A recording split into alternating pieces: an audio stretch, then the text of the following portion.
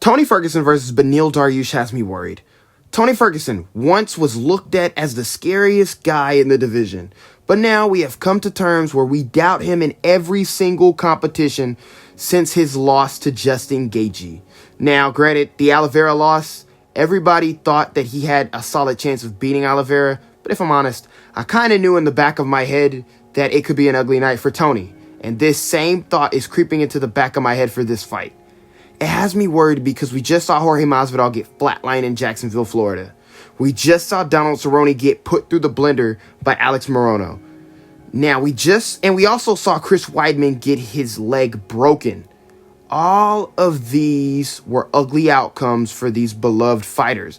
And I can't just stop thinking that it could be Tony Ferguson's turn again.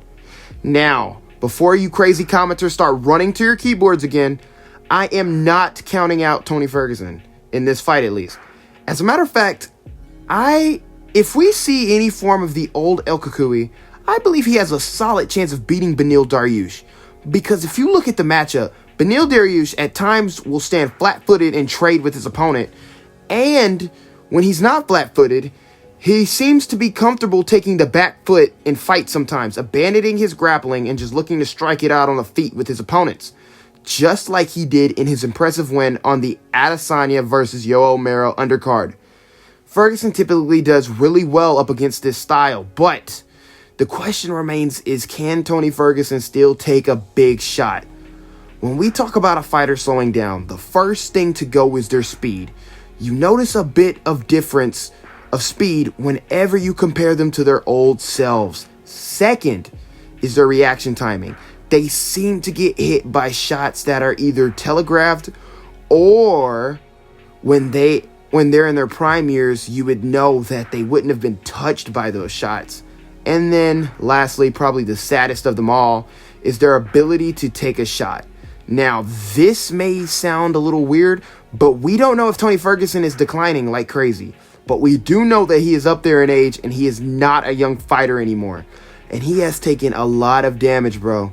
But he is under a new coach, and one of the arguments is that this coach might not be beneficial to Tony Ferguson because Tony was at his best when he was unorthodox, and that's what made him the most effective. But we'll have to see, will he have tightened up his defense, or will this new style just get him picked apart by Beniel Dariush? I love Tony, and I hate to pick against him, but I'll say this. If we see the Tony Ferguson that showed up against Justin Gaethje and Charles Oliveira, and I'm going to just say this, I'm going to have to go with Beniel Dariush by a comfortable decision. But if we see Tony Ferguson back to his old ways, I could see a decision for Tony Ferguson. But this is MMA, and the name of the game is that you don't know until you know. But if you guys enjoyed the video, please like and subscribe for me because, that really shows the YouTube algorithm that I'm doing work over here and that you guys are enjoying what I'm putting out. But also, at 150 subscribers, I promise I will drop the podcast. I just had to push it back a little bit because you guys hit 125 subscribers like it was freaking nothing. I gained 25 subscribers in 2 days. Let's try and recreate that goal. Let's get to 150, okay? Shall we? But like I said, once again, it's been your boy Trippy, and I'm out once again, man. Peace out.